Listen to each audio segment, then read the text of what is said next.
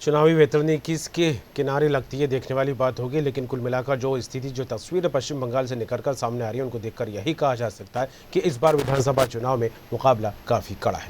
लेकिन अगली खबर मध्य प्रदेश के गृह मंत्री डॉक्टर नरोत्तम मिश्रा पश्चिम बंगाल के पांडेश्वर विधानसभा पहुंचे। यहां भारी संख्या में कार्यकर्ताओं ने उनका स्वागत किया।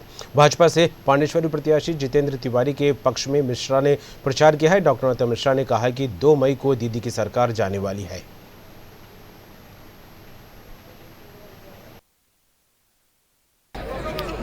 नौजवानों में जो उमंग है, जो उत्साह है, जो जुनून है, जो जज्बा है, वो ये बात बता रहा है कि इस बार दीदी का पत्ता साफ होने वाला है। किसी शायर ने कहा है कि संघर्षों के साए में असली आजादी पलती है और इतिहास उधर मुड़ जाता है जिस ओर जवानी चलती है। आप जवान लोगों जिधर मुड़े हो, इस बार का चुनाव इतिहास बनाने जा रहा है। एक ऐसा इतिहास जो पश्चिम बंगाल के इतिहास में पहली बार मनाया जाएगा। दीदी जा रही है, नारा दिया है प्रधानमंत्री जी ने कि 2 मई दीदी गई। और आने के बाद पहली कैबिनेट में पता है क्या निर्णय होने वाला है? हमारे माननीय अमित शाह जी ने कल परसों घोषणा पत्र जारी किया, तो उनने कहा कि पहला निर्णय होगा कि सीएए पश्चिम बंगाल में लागू किया जाएगा। अब टुकड़े टुकड़े गैंग वाले बड़े परेशान हो रहे हैं। सीएए लागू होने की खबर सुनी तो वो परेशान हो रहे हैं, क्योंकि उनकी परेशानी का कारण वो भ्रम फैला के राजनीति करते हैं, भय फैला के राजनीति करते हैं। और भारतीय जनता पार्टी जो कहती है वो करती है, बस यही 2 बुनियादी फर्क है। हमने जो कहा वो किया और इन्होंने जो कहा वो किया ही नहीं। और इसलिए दीदी कह रही खेला होगा, रोजगार होगा नहीं कह रही, नौकरी होंगी नहीं कह रही दीदी, खेला होगा कह रही है। क्योंकि अगर नौकरी की बात की, बेरोजगारी की बात की, पैसे की बात की तो लोग पूछेंगे 10 साल क्या किया, 10 साल से क्यों नहीं हटाई, क्यों नहीं नौकरी दी। तो इसलिए नौकरी की बात मत करो, रोजगार की मत करो, खेला होगा, विषय बदल दो।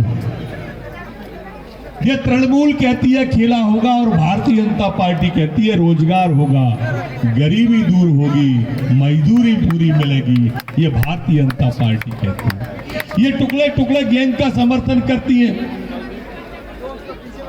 हम इनको बाहर के नजर आते हैं, हमको बाहर का गुंडा कहती है, और इनको घुसपैठ ये घर के नजर आते हैं, अंदर के नजर आते हैं, हिंदुस्तान के लोग बाहर के नजर आते हैं। ये कैसी सोच है इनकी? तुष्टीकरण की राजनीति कर रही है ममता बनर्जी दीदी। ये तुष्टीकरण की राजनीति मित्रों देश के लिए घातक है। ये पश्चिम बंगाल का चुनाव सिर्फ पश्चिम बंगाल के लिए नहीं है, ये हिंदुस्तान के लिए। इससे बाकी के दोनों देशों की सीमाएं लगी हुई है। कोई भी रोहिंग्या आता है, कोई भी घुसपैठिया आता है, पश्चिम बंगाल के माध्यम से आता है।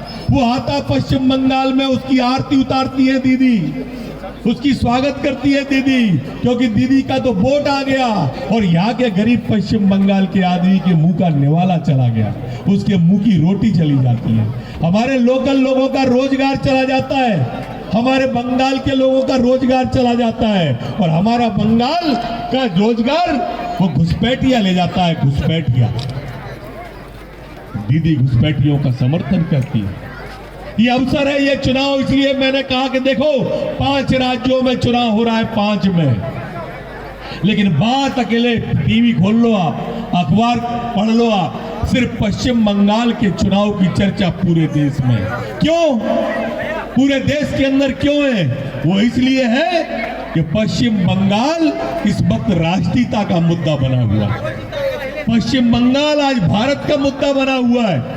ये दीदी जो टुकड़े टुकड़े गैंग का समर्थन करती है, आपने देखा होगा हमारी सेना जब पाकिस्तान के अंदर घुसी और पाकिस्तान के अंदर घुस के उसने पाकिस्तान के आतंकवादियों को मारा, तो सेना पे सवाल अगर किसी ने उठाए तो ये ममता बनर्जी जी ने